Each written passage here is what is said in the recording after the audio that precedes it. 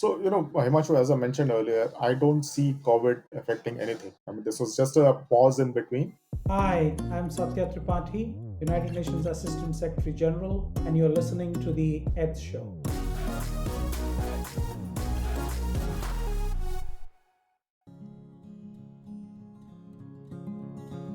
Welcome back. My guest for the day is someone who is an expert when it comes to business, nurturing innovative companies, and creating high performance organizations.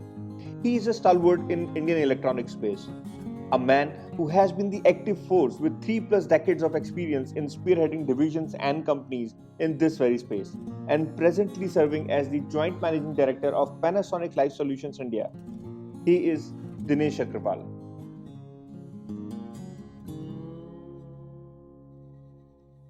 Hi Dinesh, welcome on the show. Thank you so much, Himanshu. Thank you for having me on the show. Dinesh, how's COVID-19 situation treating you? Both personally and business-wise, great. Luckily, my family. So we are a very small family. Me and my wife live in Mumbai, and our son lives in Gurgaon. He works there. So we had not traveled much up to October, and luckily, the place where we stay in Mumbai, the entire building and the complex did not have too many cases. Of course, a lot of it was due to the excellent processes which were set by the society, the Residents Welfare Association, etc. Mhm.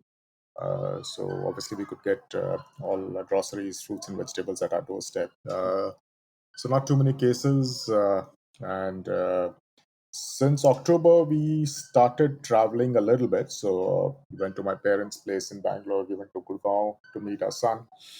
Uh, so yeah, we kind of ventured out. Of course, we were always fearful at the back of our mind, but we took whatever precaution we could, and yeah, it was all fine and safe. Well, and that's great.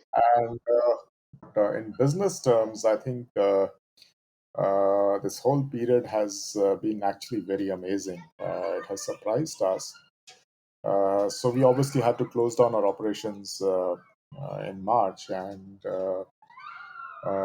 sometime around mid-May, we started slowly opening up based on the local guidelines released. So we have our factories in Haridwar and in Daman, and we have one factory in Bhuj in Kutch area in Gujarat. So obviously the guidelines were varying at each place in terms of how many workers we would get in. So we started doing that. We had a huge apprehension because we have roughly about 7,800 workers across our various factories, and they come from villages which are in the vicinity of about 50 to 100 kilometers from the factories. And so yeah, there was this apprehension that will this infection will it spread on the shop floor? Will it lead to a larger issue on hand? But I think what surprised is the people on the ground, the HR team, the production teams, the administration, local in all these factories were so proactive. So while we gave them the general guidelines, we followed. We formed a task force as all companies must have. And while we just gave a guideline, they actually implemented on ground very efficiently, including going up to the villages of the workers and educating their families on hygiene and sanitization. Well, that's great. And one thing which I have noticed that this entire pandemic situation has actually given room for organizations to innovate their business processes and to innovate the way they are functioning so far. No, absolutely. So, we have been debating about this flexi timing for so many years, Hmm. and we never got to do it. So, being a traditional manufacturing company, we thought that that's not going to work because you need to have meetings, and you need to have discussions at a short notice. So, if you have flexible timing, people will not be available, etc. All that myth has been, I would say, destroyed. So we've been having all our review meetings. We've been having discussions at a short notice. All of it, yeah, through the MS Teams, earlier Zoom meetings, and or teleconferencing. So It's obviously disrupted a lot of things, and it also has shown how much of our processes have actually become automated, where you don't need a single paper to be physically moved from one place to another. I mean, in this entire pandemic, I think I must have just signed physically just about 3 times, Oh, wow, where it was mandatory to have. So all the other legal documentation, including external agencies, it's all happened online. great. And So one thing which I have also noticed, that since everybody was talking about new normal, and earlier organizations were saying that soon they will go back to the old normal. But despite that, the vaccination is here in the country. Majority of the international corporates are still saying that we are okay with the new normal because it is also helping us save a lot of cost. absolutely. So today, if I was asked this question, obviously we haven't cut down our office space, neither do we plan to. So let's say things become normal from 1st April. Everyone is vaccinated and things are absolutely back to normal. I think we would like to continue this flexibility, which we have given to our employees. So it's very obvious that in the operations where physical presence is necessary, especially production, warehousing operations, to some extent, frontline sales, that will have to be there 100%. But all other functions, I think we will give a flexibility to the employees to work from home when they want to, flexibility in terms of the timings, on a condition that they have to be available if there's a particular meeting, which is lined up. So, yes, to that extent, I think we will continue. So, what I envisage is that currently just about 30% of our people are in the office. Maybe this will go up to 60-70%, but the rest, 25-30% people will continue to enjoy flexibility on a rotation basis. One That's one more thing which I have realized is that this particular pandemic actually gave a lot of opportunity, not just for the existing organizations, but also to startup entrepreneurs to innovate on things which were not feasible before pandemic. And the way the companies are mushrooming these days, it is actually creating more room and more space for startups to mark their presence in the entire ball game. Yeah. So I think one of the most remarkable one, which I'm seeing, in our society also where we live, and I think it's true across whole of Mumbai and perhaps in NCR area as well, is the emergence of these organized fruits and vegetable suppliers. Now, it's in the first few weeks, this whole supply of fruits and vegetables was, volunteered by some people who, from the colony who went and tied up with the farmers so that the farmers can bring in a truckload of vegetables every Saturday or Sunday morning and, sell it to people. And very soon, in a period of about 2-3 months, we got an app available on which all the vegetables and the prices were listed, and I could select the fruits and vegetables I want. And on Saturday morning, neatly packed boxes with my name on it would be delivered, downstairs. So my payment has gone online. My delivery is there. I can just go and pick it up anytime in the day. Now this is amazing, and of course, this could be also some factor of that, farm bill, which is getting currently debated and fought out so much. But the prices at which this produce has come is unimaginable in a city like Mumbai. Fresh vegetables, cheaper vegetables, neatly packed, ordered through app, paid through app. Also, this is one of the amazing innovation that has happened. Yeah, I'm sure there are many other innovations which have taken place amidst COVID-19, and but yeah. this has also affected a lot of organizations, especially SMEs, because they couldn't get any support from the government other than more debt, provided they have the eligibility criteria to get, apply for the debts. Yeah, you're absolutely right. So, see, SMEs. Let me classify the SMEs into two groups. So, one is a set of SMEs who are depending on an OEM. So, it could be an auto OEM, it could be a electrical OEM like us. Mhm. So, I think they bounced back because it was the need of their principal companies to get their suppliers back on track. Hmm. So we, for example, we got our vendors going, again based on how the local conditions were. In some cases, we advanced them money. We gave them an advance because we realized that they have a working capital challenge. So we advanced them money, and we got our entire ecosystem going pretty soon. Of course, they had challenges on workers, migrant workers who had gone away. So it took about 3 to 4 months to get back into 100% normalcy, but it came back. But SMEs which are selling, a commodity, or they're selling a product of their own, and more of a commodity, so let's say categories which are low involvement categories, they are in a bad shape. And let me focus on our business. So in the electrical, the small switch manufacturers, the small wire manufacturers, the small lighting manufacturers, they are all in a huge deep trouble, and many of them are actually closed down. Hmm. Now, as a company, I can rejoice because I get more market share. But the sad part is that yes, a lot of regional manufacturers have closed, and they still continue to be affected. They're not able to supply material in the market, and that has helped us, and that is one of the reasons we have grown phenomenally in the last 3 to 4 months. But do you So but do you think that since the bigger organizations are growing and they are capturing the major market share, there is a room for the SMEs, the small manufacturers or retailers, to bounce back and to create their own market once again, or the dynamics will change? some of them will bounce back, and they are bouncing back because the reason being, their distribution is more deeper than the larger Hmm. companies like us.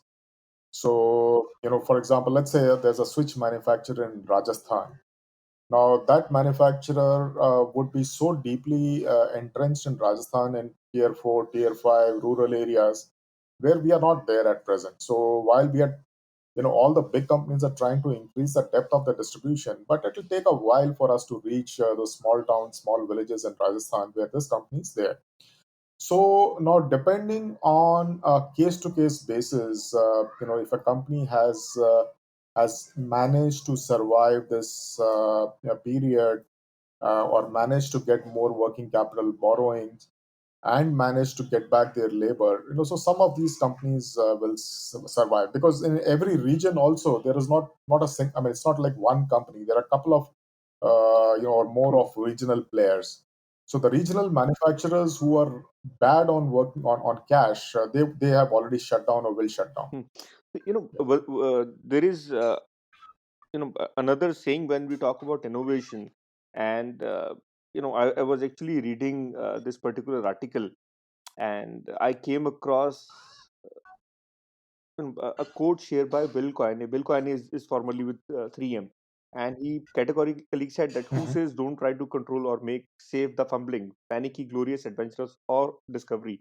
Long term growth actually depends on the Mhm. innovation, and innovation isn't neat. But when we talk about innovation in the established organization, we always try to enforce rules and regulations around innovation, and we actually try to make it a neat innovation, and innovation doesn't work that ways. And this could be one of the reasons why majority of the bigger players actually stumbled upon the entire innovation process amidst COVID-19, and they were the one who actually got the huge setback, isn't it?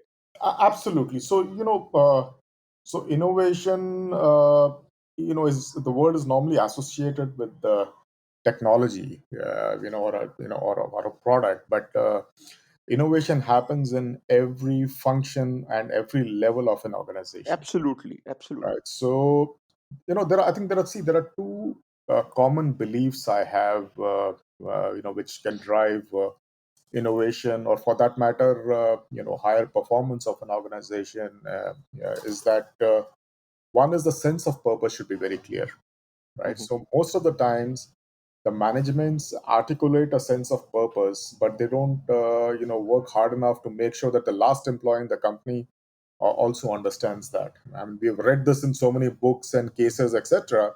But in reality, having worked with many organizations, I see that the sense of person, of purpose is not fully understood or translated. I think that's very, very important. We have to remember that the biggest changes in this world, whether they are religious changes or societal changes, have all happened because of the belief. So some person, a leader, maybe a dictator, has articulated a sense of purpose, and the people have followed.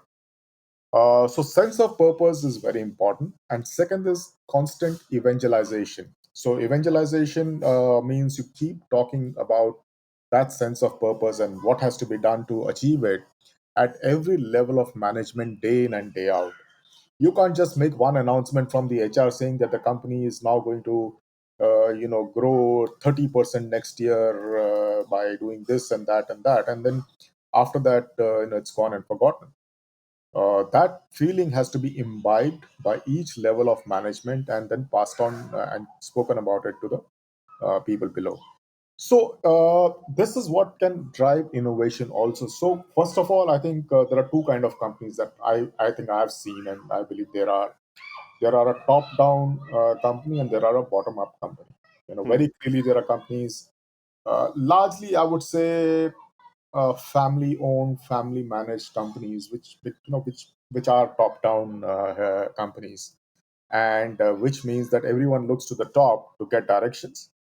And while they may be allowed to do a small operational thing on their own, but any directional change, any new initiative has to be approved by the top, right? So now this is where the innovation gets suppressed, it gets killed actually. Hmm. So I believe that there are a couple of things that a company must do. First, give people an objective, right? Don't spoon feed them. Don't tell them how to exactly achieve that objective by doing this on day one, day two, day three, day four. Give Hmm. them an objective and let ideas flow freely. Of course, you define the boundaries. Uh, Never interrupt a discussion. So suppose you're having a meeting to discuss that idea and how it's got to be executed. Don't interrupt them unless they're going completely astray, right? Hmm. Because as soon as you as a management start interrupting, you're curbing their ingenuity. They start becoming very cautious. Hmm. So second is and the second one is that everyone is capable of innovation. We should not say that that only the design people and the production people at a managerial or general manager level are capable of getting new ideas. Hmm. The level of innovation may differ, based on education, based on experience, or based on intelligence of a person. But innovation exists at every level, and every level's innovation is valuable. So whether it's a worker on the shop floor or an executive in an accounts department or a general manager. So I've seen this in my own company when we acquired Anchor Electricals in 2007. 2008 is when I came in, and we were just taking reins from the family. The Japanese management had come, four directors from Japan had come in. I joined in, and we saw these workers on the shop floor who were day in and day out sitting on wooden stool and long tables and assembling the switches and sockets. And it was amazing to see that the country's largest switch manufacturer working in a way they were. Over the years, of course, we brought in the ergonomic sitting areas. We got in the cell production method, but the objective we gave to the workers was that we have to improve productivity every year, and we involved the workers in that. What the Japanese common word kaizen is, very well known word. But kaizen basically means small improvements, and I can tell you very proudly that these small improvements have led to a worker productivity of nearly 300% increase since the time we have acquired. And it's amazing, all these ideas have come from the workers. So the typical things, every morning you get them together, congregate, tell them what are the objectives for the day, let them speak out if they have any suggestions in mind. So all this openness that we created in the HR, it's all helped so much that we are getting wonderful ideas from the workers today. And today the workers are participating in our competitions, internal competitions within Panasonic Group companies on the quality circles. And in fact, last year they won a silver award at Japan. So the first time when the workers actually got in a quality circle team and won a competition in Japan. So I think this is really all about innovation. So it could be a small innovation, big innovation, but it could lead to substantial results. But the objective should be very clear. You have to give them, like, okay, reduce the cost by 10%, increase the market share by 3%, improve the productivity by 10%. They have to be clearly definable and measurable objectives. Mhm. But I think an open atmosphere, a recognition, a pat on the back, all these encourage innovation. Absolutely, I couldn't agree more. And you know, after speaking to a lot of corporate leaders, and not just corporate leaders but also SMEs amidst this pandemic situation, I actually understood that the companies and the entire dynamics have divided into two different set of organizations, not on monetary basis or revenue basis, but purely on the basis of the way they are delivering real value and the way they are connecting with the target audience. And by target audience, I don't just mean your buyer, I also mean your employee, because your employee is also your target audience, isn't it? And one thing which I have realized is that majority of the organizations which have failed, even the bigger organizations which have failed, and those who couldn't manage to survive this pandemic, were actually not delivering any real value, or were not able to connect to the target audience. So this was one of the reasons why they failed.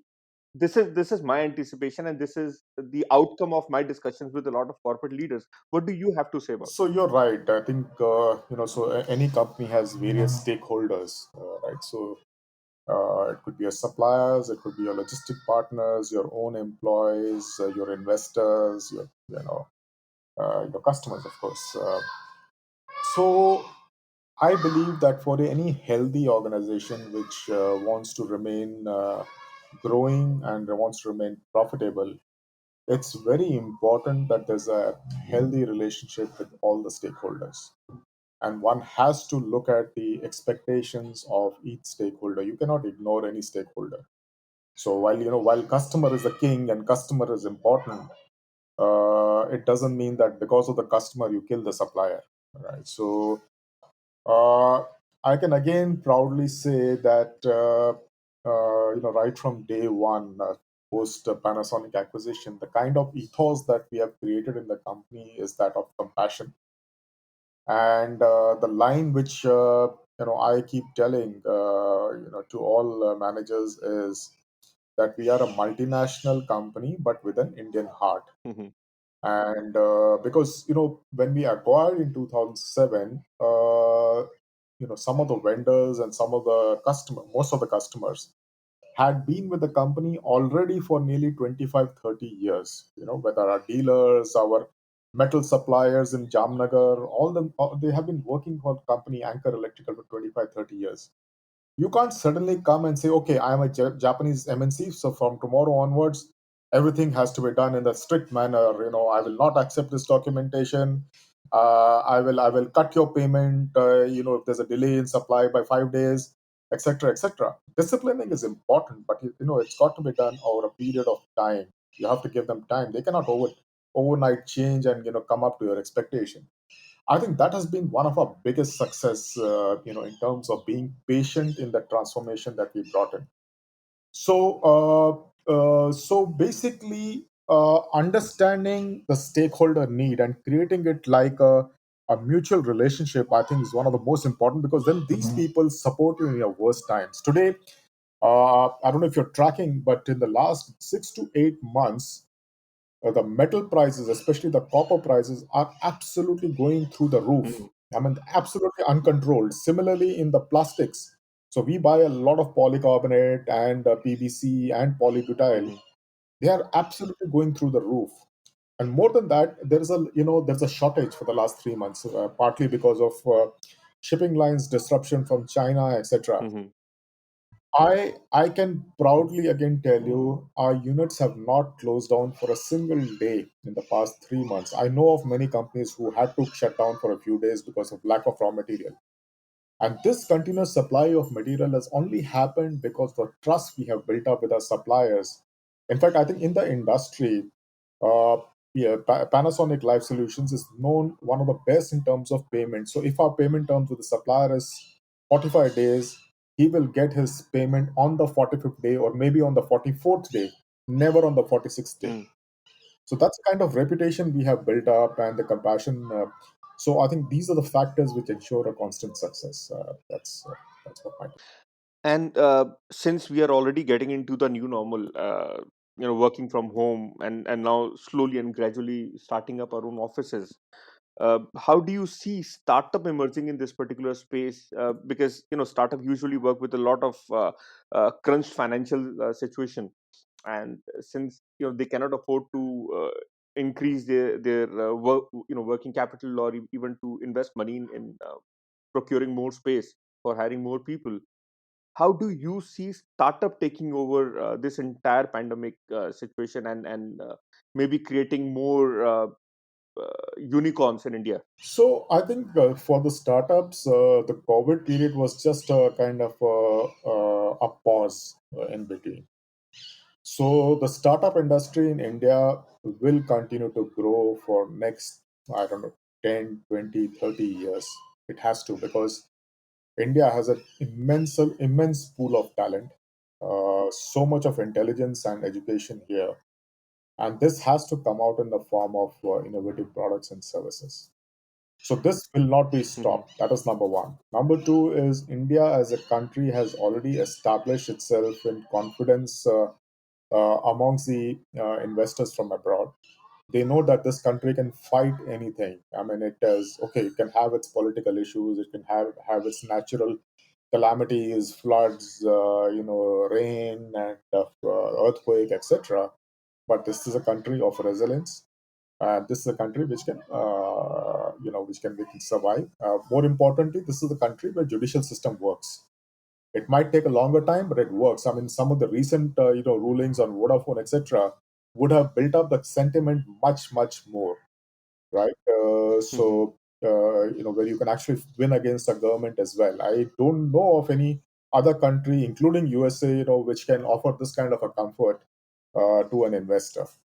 So money will not be a problem. So what do the startups need? They need an idea. So there's enough of ideation which will happen because there's so much of young crowd here, young people here passing out every year. They will create Hmm. keep looking at the problems which are which how do innovation happen? It happens from the problems around us. So all the problems that we have around us, they will keep identifying and creating products and services. There will be money available to back it up, and there will be a legal framework available to save the investors. So innovation from with the private equity funding, or any other form of funding will continue. Second form of innovation, which will really happen or is already happening now, is the industry back innovation. So we still have not evolved into an area where there is a strong industry, academia, a relationship, which typically happens in countries like Germany, UK, Hmm. USA, even Japan. That is yet to happen. So, and that is beginning to happen. So, imagine if Panasonic works along with IIT Bombay, and IIT Bombay's got a incubator cell.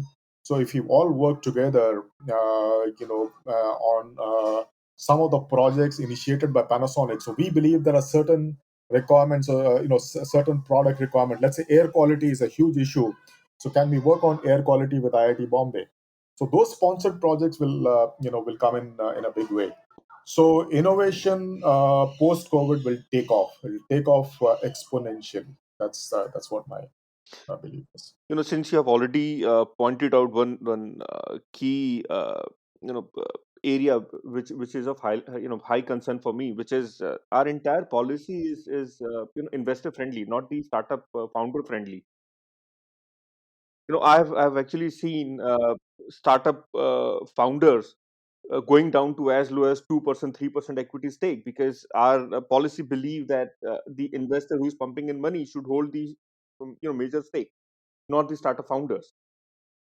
don't you see this as a threat rather than as an opportunity? Because this entire policy is actually backing investors. That is the reason investors are more keen in coming, down to India instead of going to any other developed country. Because if you see the situation in USA, you will always find that the startup founders own the major equity, and they still So hold the say in the no, so organization. Himanshu, I have a bit of a difference of opinion here. I think it's largely depending on what the starter founder's intentions are. So, of course, there are other reasons which I'll talk about. But today, if the founder is convinced about his idea being long term and an idea which can keep evolving and sustaining over years and years together, he can always do a stepwise approach. There is no debate about the fact that if you have to grow a company, you need more money. So if I don't have money, I bring in equity investors. If I bring in equity investors, I have to dilute my equity. Right? It's a very simple formula. Now, the question is that once, let's say, I have diluted 20-30% of the equity, can I come with another innovation in the same business for which I can renegotiate with the investors, and while retaining my equity, I can get them to invest more money. Because for the same set of product or service, if you're not innovating, then you have to just keep diluting your equity in order to get more money. So of course, there is a possibility that this whole thing can be supported by the government indirectly, wherein they provide, like they're providing, let's say, working capitals to a normal company. They can provide subsidized working capital to innovators, so that they can retain their majority stake, or a major part of the stake, and still fund the companies. So I think this is where it. I mean, I know of startups in India where the investors have still, I'm sorry, the innovate founders have still kept a majority stake with, despite having a private equity player and playing in the company. The whole reason being that, let's say, with the 30% dilution, they managed to get whatever amount they wanted, and based on that, they scaled the operation so much that the turnovers went up, and the working capital, of course, the cash was being managed very well, so they never ran short of cash, and they kept running the operations without diluting further. But then there is another side to it. What I have seen in India, and this is from my personal experience. So let's say you are an investor and you are ready to invest X amount at 20% stake. However, if my valuation doesn't support that, then I might need to shell out 40% stake for the same amount of money that I need for my organization. Sure. This is where the bug lies. No, but that is how the business has to be run, right? I mean, if I am not able to justify my valuation, how's the valuation done normally, right? It's either done on the basis of an IP which you created, but largely it is on based on Hmm. the expected revenues and profits you're going to make based on the idea that you have got or the product that you have got, right? Hmm. So if my idea or product has a potential of earning X revenues in the next 5 years, Hmm. if I can make the X into 2X by bringing in some other thought, then I'm justified in that Hmm. 20% liquidation. If not, then I have to be content with 40%. But then in India, who justifies this X amount of revenue? Startup founder can justify the X amount of revenue. However, the concern in India, especially in country like India, is that you need to have a certified valuator who can give valuation to your company, especially when you are a startup. And if the valuator doesn't agree on that, then he has the right to cut down your valuation. No, fair point. So if you're saying valuator, then you're talking of So this is one of the reason why I said that the entire ball game in India is investor friendly, not the startup friendly. And if you see the case with every single startup that has become the unicorn, be it Paytm, be it Make My Trip, if you see the stakeholder of the main founders, you will find that majority of these stakeholders are sitting below 9% of so. equity. in the Himanshu, company. without sounding, let's say, sarcastic, and I'm not, for one moment, I'm not bringing them down. Which of Right. these is an original idea? None of them is an original idea, None, none. I right? agree. I agree. None. So yeah, so as a founder, so Mr. Deep Kalra thought that making a portal for travel is a great idea because he's already seen Expedia do it in US and other countries. So he brings in a thought here, and he creates a portal. Gets a head start, makes valuation, and then when he wants to expand, he gets investors, he dilutes his valuation. Now, unless he comes up with another idea, let's say along with Make My Trip, he had started something, which was similar to, let's say, what is that? Forgetting the name Airbnb. now. The one, Airbnb. Suppose he had got an Airbnb like functionality built in, his valuation again would have gone up. Hmm. Why didn't he do that? I mean, so you're right. So uh, that's what I'm saying. You see, if you're content with what you have already done, Hmm. then you should also be ready for dilution Hmm. in case you have to survive. But otherwise, you'll have to keep innovating. It's like a product life cycle. See, if I don't continue to innovate, my product cannot keep earning profits for me forever. Absolutely, absolutely. Innovation is the key. Correct. Absolutely. I completely agree on that. So, but at the same time, having the right investor is also a key.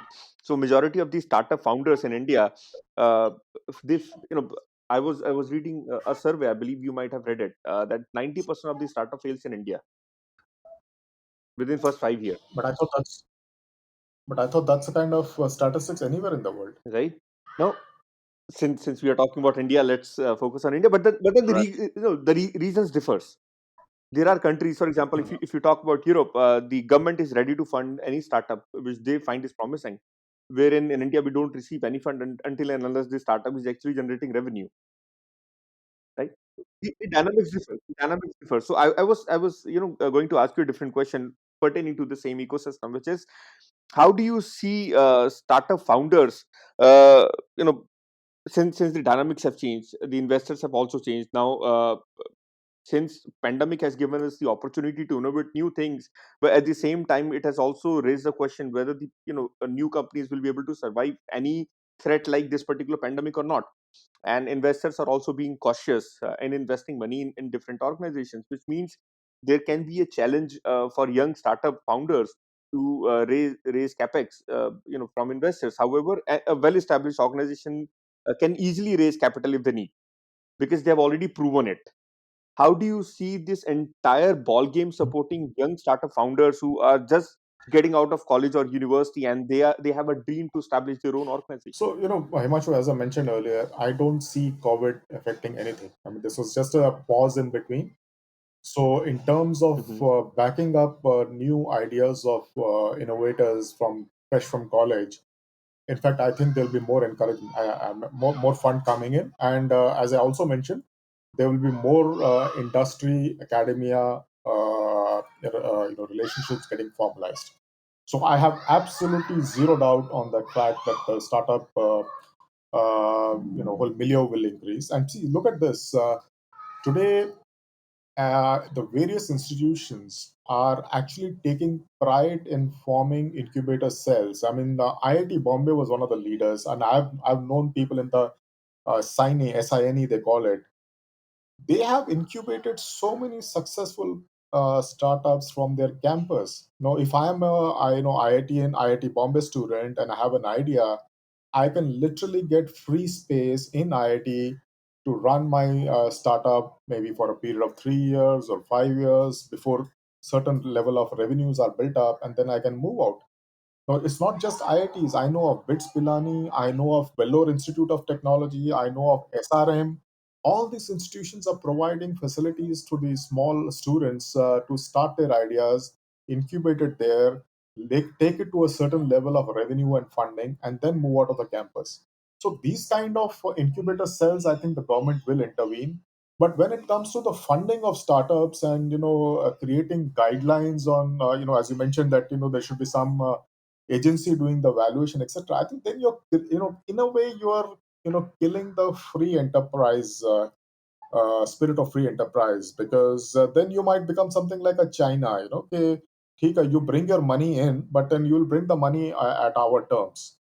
So I agree to some regulation, intervention, support by the government, but not beyond a point.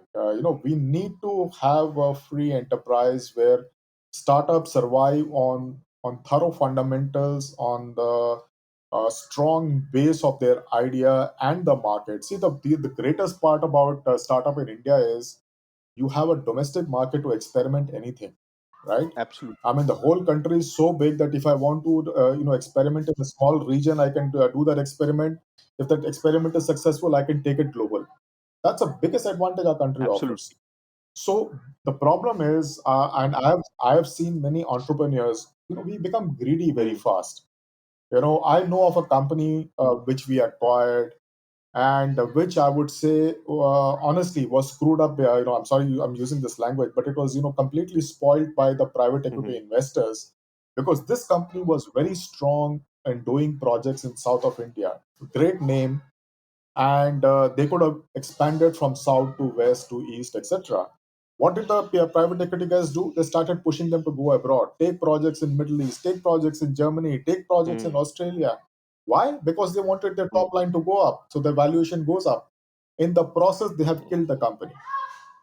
So this is this needs to be understood. This balancing is important. Yeah. Absolutely, absolutely. And simultaneously, since majority of the startup founders, they actually go for private equity in the initial stage, especially during seed and angel, because not many well established VC firms or private equity firms are pumping in money for seed or for angel these days. This could be one of the reason why the private investors are backing up small companies and actually playing with the actual ethos of those companies to mint more money. Yeah. Absolutely, absolutely. So this is this should not become a startup should not become, or any enterprise should not become a milking cow.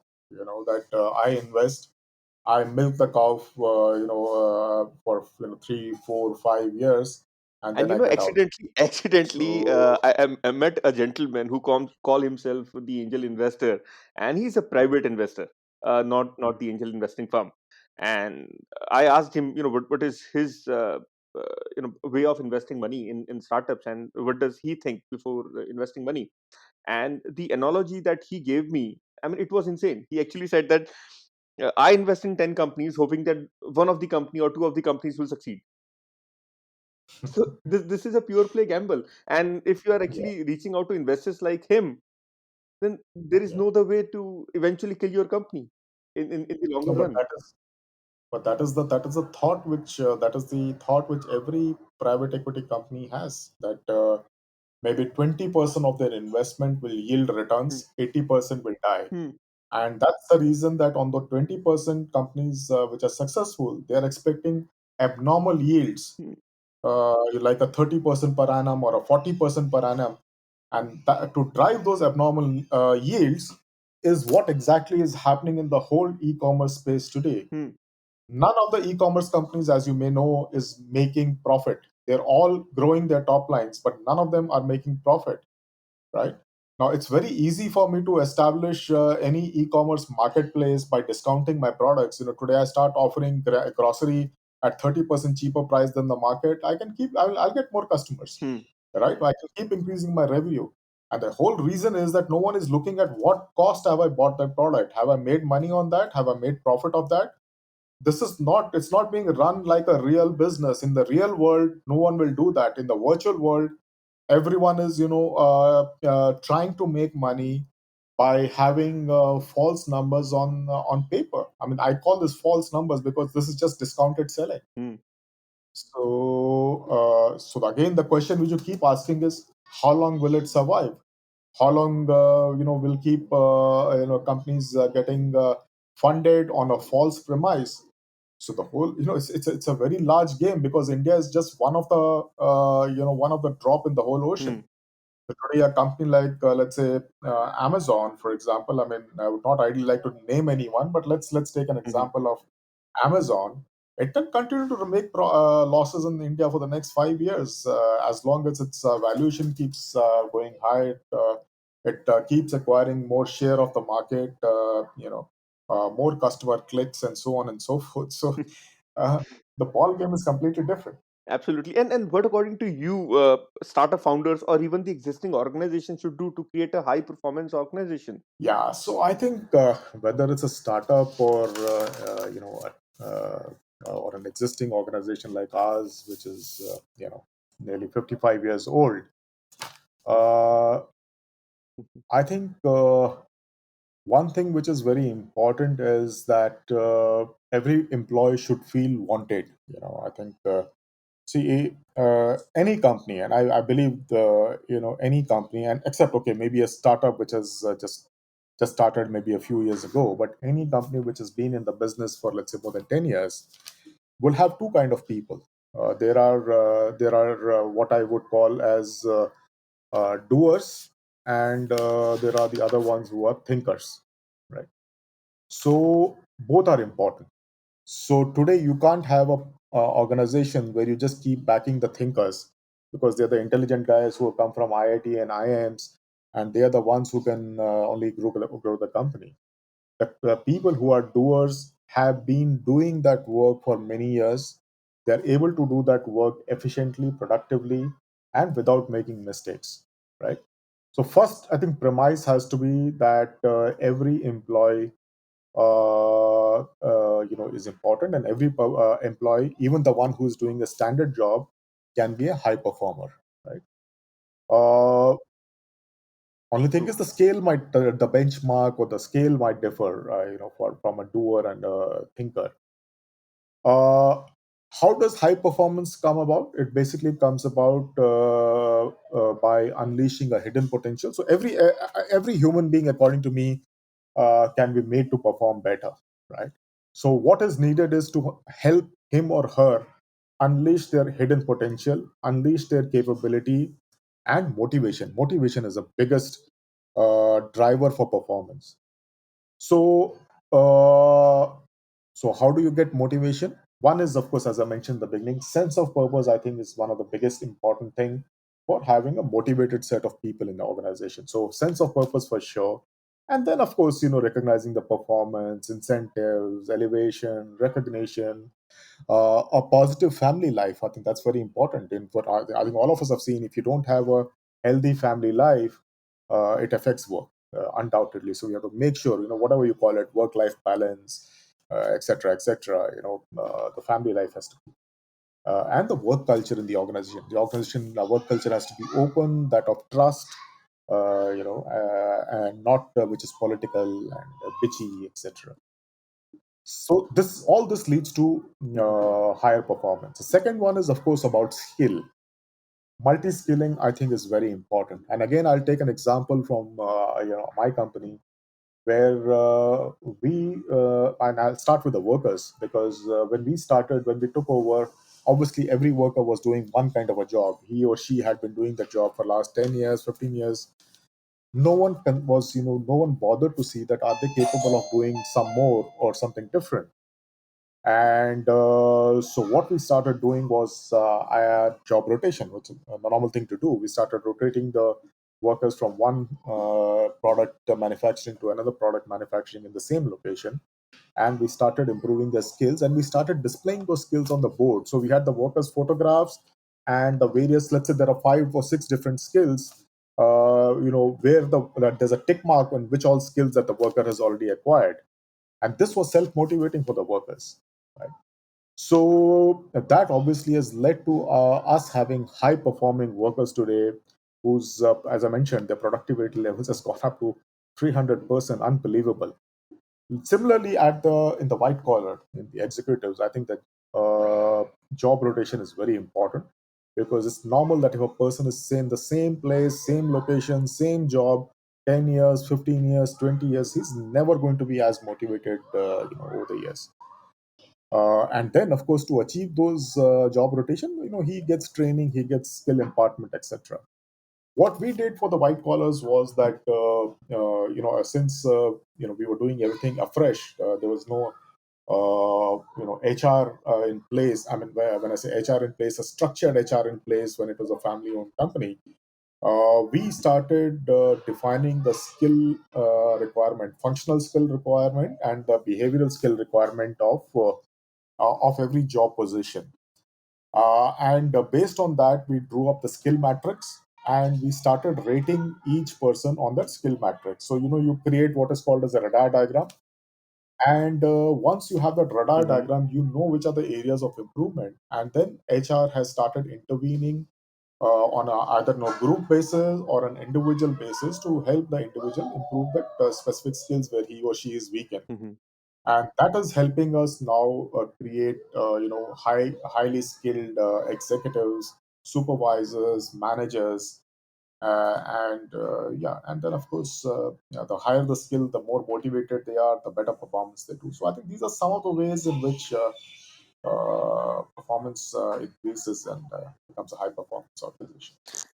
And with this, it's time to say goodbye to you, Dinesh. It was pleasure having you on the show, and I'm sure the listeners and the startup founders who will be listening to this particular conversation, even the established businesses, they will get to learn a lot about how they can structure their company right amidst this pandemic situation, and how they can take it forward with high performance capabilities. Thank you very much. I'm sure that some of them will have a difference of opinion, but That will always be there. We cannot control that. I'm open to answering or debating on that. So, but thank you very much, Himanshu, for having me. It was a real pleasure speaking to you. Thank you for listening to The Ed Show. You can now listen to the same podcast on Apple and Google Podcasts, or you can watch it live on YouTube. And I'll see you in the next episode. Till then, stay safe and stay happy.